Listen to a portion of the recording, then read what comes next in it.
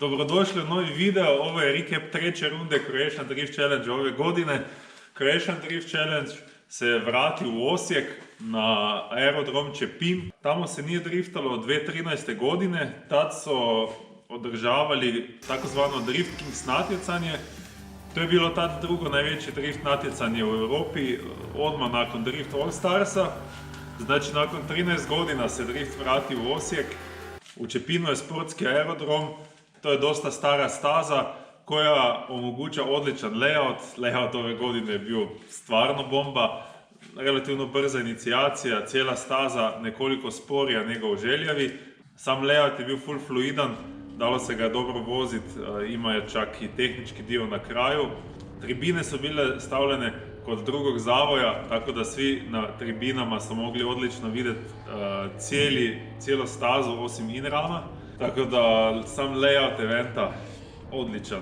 Moram nahvaliti organizatora da su postavili layout staze, catering, šatore, boksove, vulkanizera, sve na svoje mjesto, tako da smo svi imali dovoljno mjesta i da je bilo sve lako pristupačno, da nismo gubili puno vremena i da se moglo voziti full treninga. Došlo je dosta malo vozača, 20 i nešto, što razumijem pošto je Osijek daleko od Dalmacije, daleko od Zagreba, gdje se nalazi najviše vozača, ali svejedno je došlo nešto vozača iz Srbije, došao sam ja iz Slovenije, tako da se tu popunilo dovoljno vozača da smo imali od top 16 pa na gore jake borbe. Moram odmah u početku videa napomenuti to da nemamo pun sudački kolektiv na ovoj rundi, fali nam Petar Žvan iz Slovenije. Žvan je jedini sudac koji stvarno drifta iz praktički svaki mjesec. Non-stop je s autom negdje, znate ga po crveni kocki. Tako da nama fali jedan od tri glavnih sudaca na CDC ove godine i mislim da ćete u nastavku videa vidjeti kako smo to mogli primijetiti i zašto.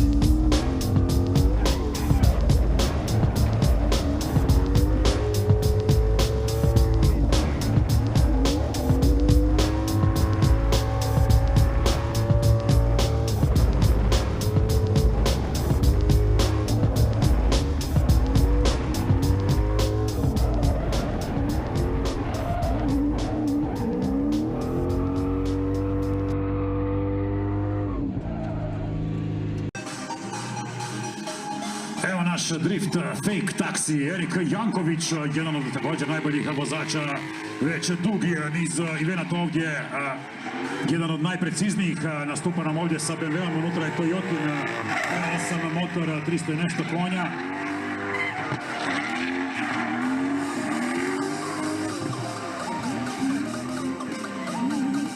Krasno, prekrasna završnica, možda je jedna od najljepših ovih zadnjih dijelova staze koje smo vidjeli, lijepa, precizna vožnja. Su dali rezultat? Da, ti ne smijem reći. Aha, baš tako. ja sam spreman, mogu?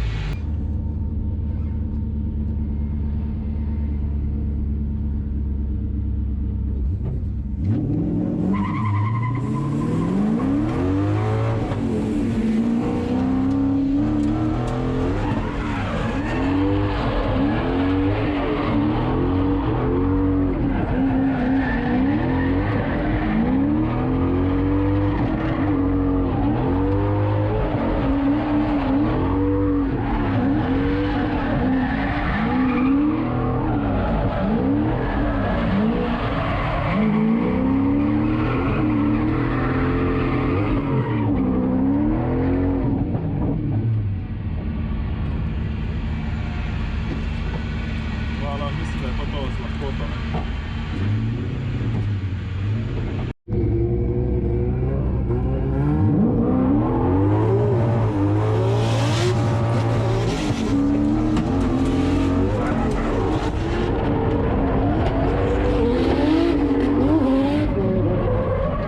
I sad izva staze Erik Janković.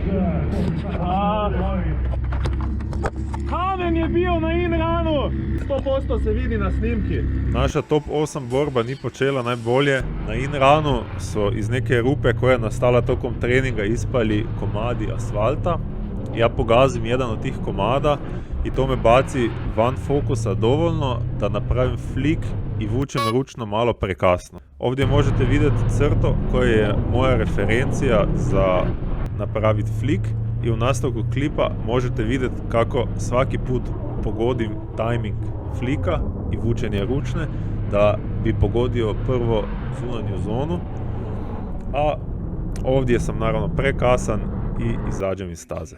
Na svu sreću su to skužili i suci, našli su te komadiće asfalta i dozvolili su nam rerun tog betla.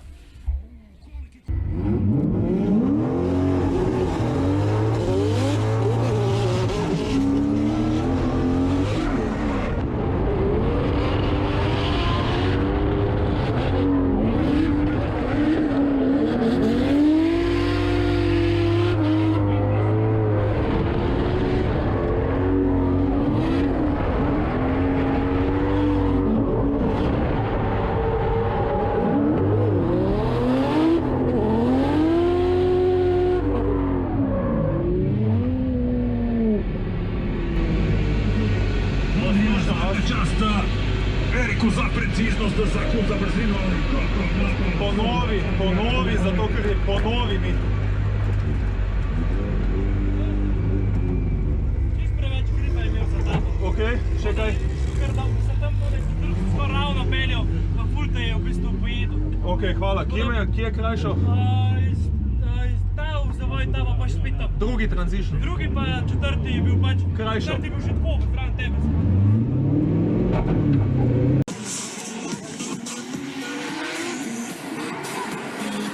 I evo nas sad uzvrtu, odlična borba već od same prve inicijacije, kako sad Adri stišće Jankovića, ovo izgleda opasno, brutalno, Janković je pređeno, sad je malo smanjio taj pressing ovdje, ali vraća se Adri opet u napad i evo ih u samoj završnici.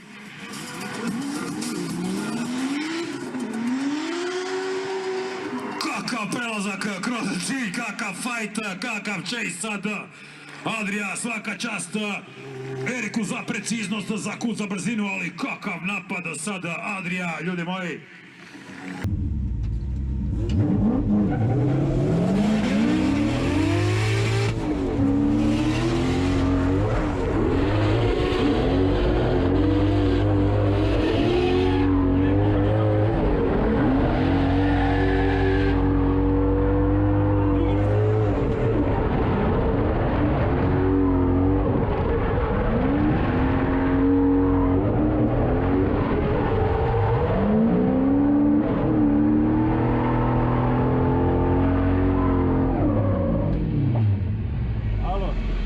Daj mi Borno.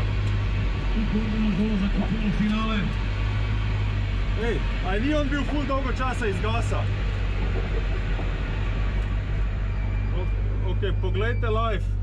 Da je bil ful dugo iz gasa, ono šta je čekal na gasu? Ne znam, neću raditi ništa. Spotera. Da.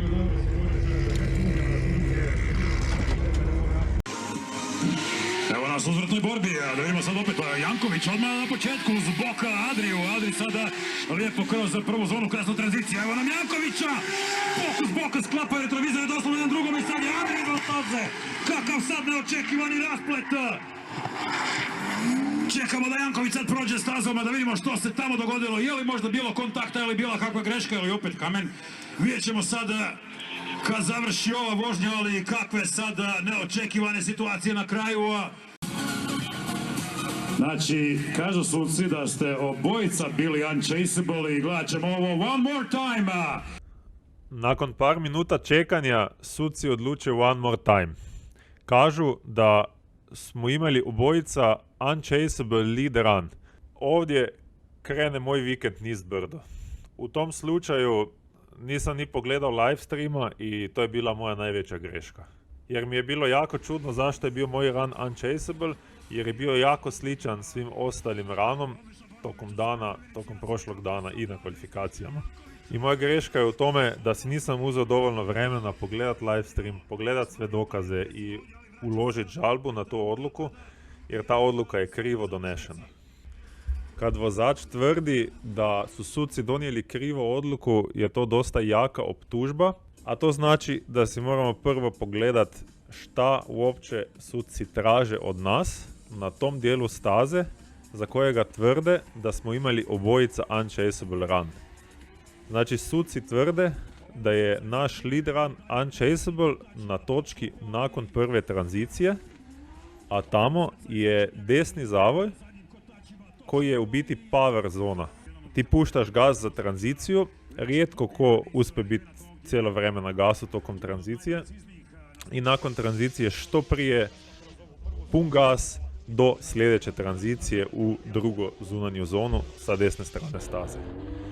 I razlog zašto sam ja uopće pogodio Adrija u drugom ranu je to da je bio on bez gasa skoro pa 2 sekunde.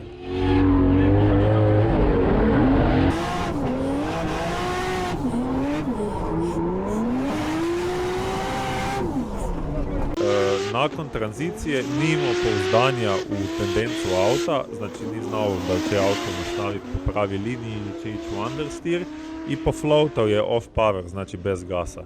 Šta je greška? A ta greška je dovoljno velika da ja, koji sam u punom napadu u chase-u, pogodim njega jer jednostavno nemam dovoljno razdalje do njega da bi mogao smanjiti brzinu i ne pogoditi ga. To možete isto tako dobro vidjeti na ovi sliki, di je jasno za vidjeti da je moje pozicioniranje u chase-u vrlo dobro. Mimik kuta je dobar, linije praktički ne kratim i proximity je isto tako dobar.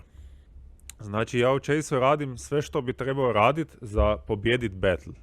Jer je tu došlo do sudara i neki od vozača nije završio kruga, moraju suci odlučiti ko je kriv za to da se je to desilo. Oni su odlučili da je tu kriv Adri, ja se sa tim potpuno slažem, ali da se razumemo, njegova greška nije bila velika, ali bila je dovoljno velika da se to desilo. Ajmo se sad vratiti na prvi run, gdje bi trebao moj lead run biti unchaseable. Tu nema neke dileme da sam ja napravio korekciju u leadu nakon tranzicije. Ta korekcija je došla zbog toga jer je moj auto jako nagripan sa premalo snage za toliko dobru gumu. Malo smanjim kut nakon clutch kicka, ali moj način kako radim sa gasom je korektan. Znači dignem gas nakon tranzicije, poklopim gas, vidim da je premalo snage, clutch kick.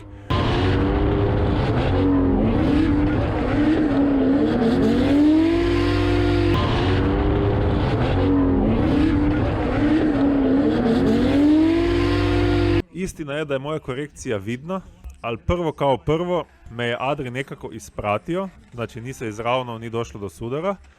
Drugo je to da Adri nakon tranzicije uopće nije bio na pravi poziciji u chase-u, a to možete vidjeti na ovi sliki. Evo, ovdje nama je pravilnik od Croatian Drift Challenge-a. Znači, 16.2.1 radnje koje rezultiraju automatskih 0 bodova. Tu nema unchaseable leada definiranog. Znači, dobro bi bilo da se za sljedeću godinu doda definiciju, točno definiciju unchaseable lead runa. Ali imamo neko drugo točko koja do neke mere definira šta mora vodeći automobil raditi. A to je točka 16.3.1. Ta zadnji dio je posebno zanimljiv. Taktiziranje u vid namjerne promjene kuta, smanjene brzine i slično kao bi natjerao pratećeg vozača na grešku, strogo su zabranjene.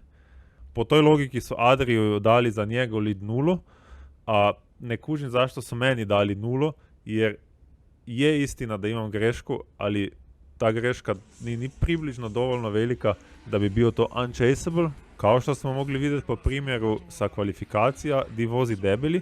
I ako si pogledate live, ima i drugih primjera di se dešavaju takve korekcije nakon prve tranzicije.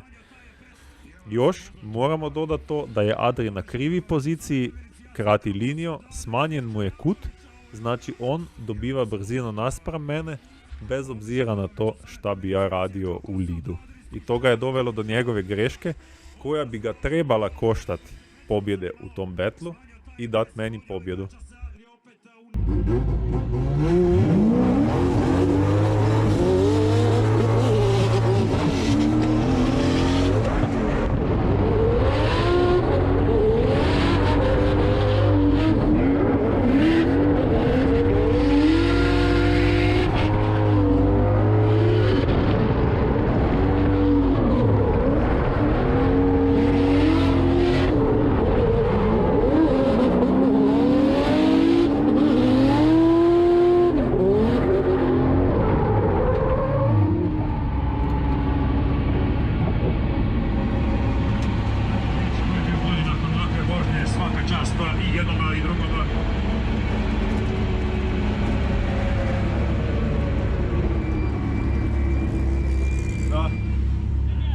Ne dotikaj se auta, ako nisam ja kriv za sudar, bi samo provjerio špur, jer me je dobro pogodio. Vem ja, pa še zajebao sam drugo cono.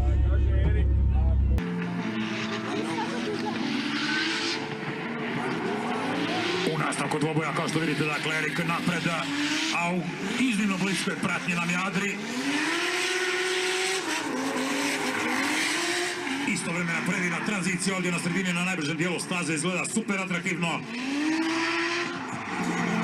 Konstantan pritisak Adrija uz Erika tamo u samoj završnici. I kako, evo, recite, gledajte, vidite, i kako sad reći ko je bio bolji, realno.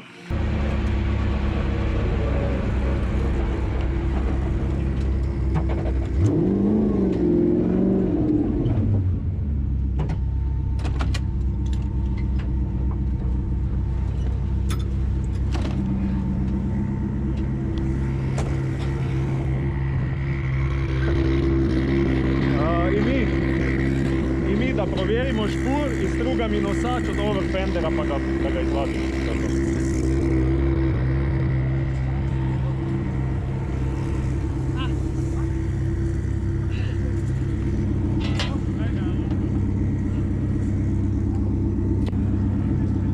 Dobro, v redu je. Ha? Ne, v redu. Je.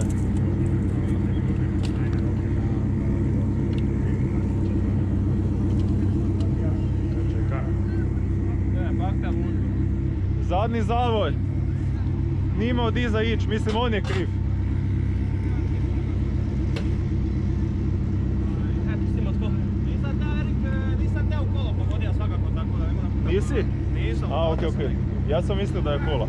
Jer je to a jesi? A onda na rubu, a nisam u kolo. Da, ali svakako je dobro tako. Spremno, dobro, ja vam čao. Evo stižu oba dvojica.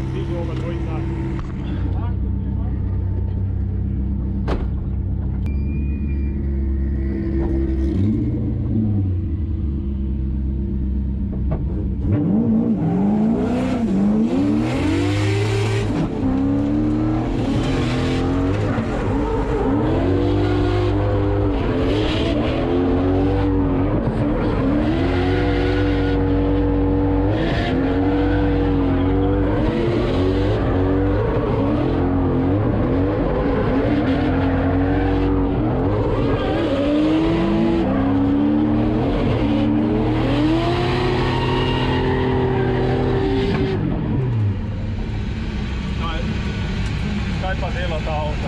Prva zona, kakva tranzicija i jedan i drugi, ne da su vježbali kao sinkronizirana akcija, fenomenalna.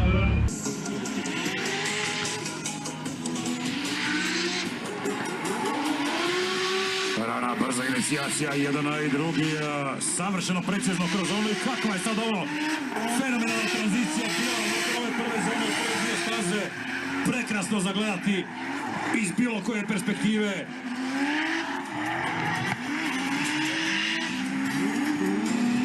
I sad naburavanje ovdje na kraju i preko linije. Najbolji fajt danas, meni osobno, definitivno ovo sada. Kakva prva zona, kakva tranzicija i jedan i drugi, ne da su vježbali kao sinkronizirana akcija, fenomenalan run, meni osobno najbolji danas, a teško je stvarno skupiti tu titulu među ovim svim odličnim borbama koje smo gledali sada pred kraj ovih twinova. Fenomenalan run, meni osobno najbolji danas, a teško je stvarno skupiti tu titulu među ovim svim odličnim borbama koje... Ja. O, ta je bila na 120%.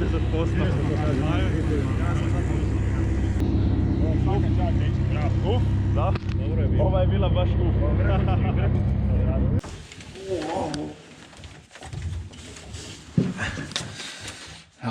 Evo me u mom novom autu, struju još završavam, tako da nemojte gledati ovo previše, ovo bi trebalo završiti u tom tjednu. Ovdje imam listić, da ne zaboravim reći par stvari koje su po meni dosta bitne. Uglavnom, druga borba protiv Adrija, odluka je stigla nakon nešto vremena da ipak on prolazi u top 4. Ajde, mogu gubiti ovakvu borbu koja je stvarno blizu, ali tu se mi opet čini da je odluka dosta čudna, dosta blizu. Mogu kužiti zašto su suci interpretirali to borbu ovako da ide Adri dalje, ali ne znam da li su oni uopće vidjeli to da on fali brzino na in-runu.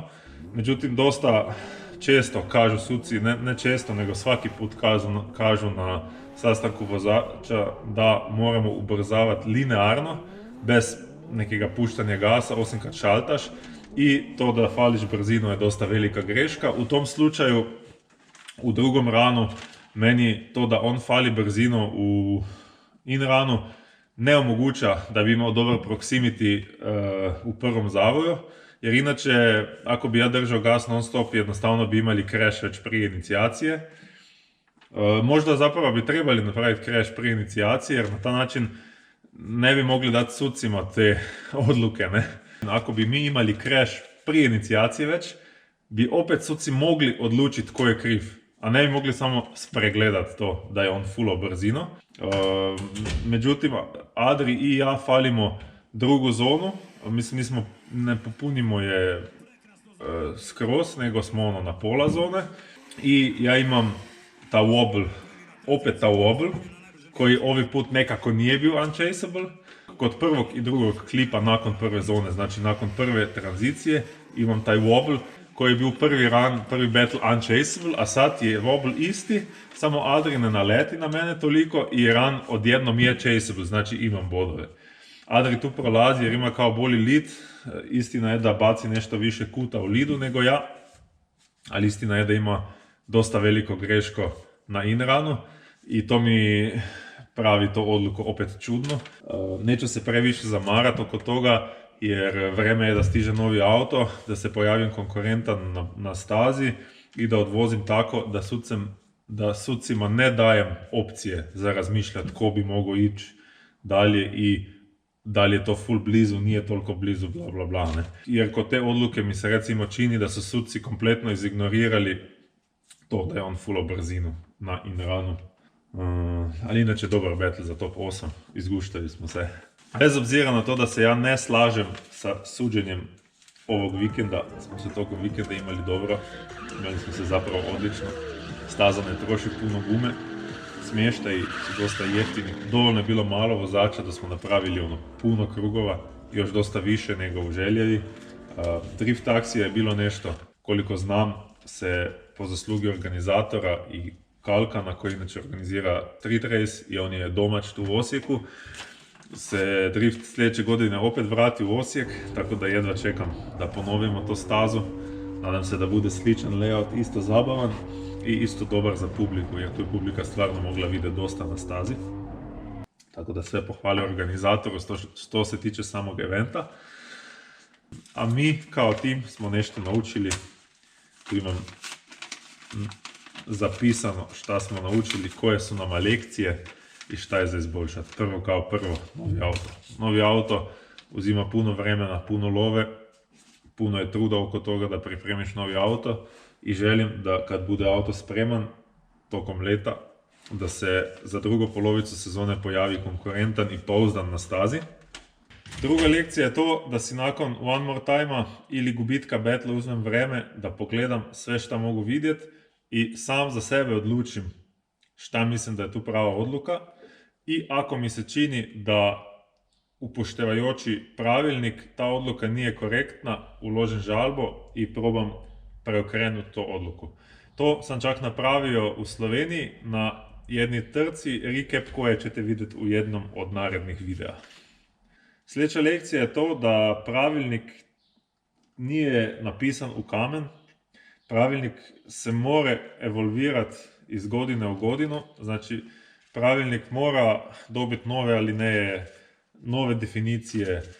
Ja i ostali vozači smo u biti tu za to da rastemo sa Croatian Drift Challenge-om, zato da pravilnik svake godine dobi neku reviziju, da se napišu neke nove stvari, da je što jednostavnije zakužiti, a da je svejedno dovoljno opsežan da pokrije sve moguće situacije na stazi. Da ne bi ko slučajno mislio da imam neko zamjerku prema Adriju, nemam nikakve zamjerke, čujemo se svake toliko, uskoro ćemo voziti još koju utrku zajedno, drug protiv drugog, pomožemo si u boksima sa savjetima i tako dalje.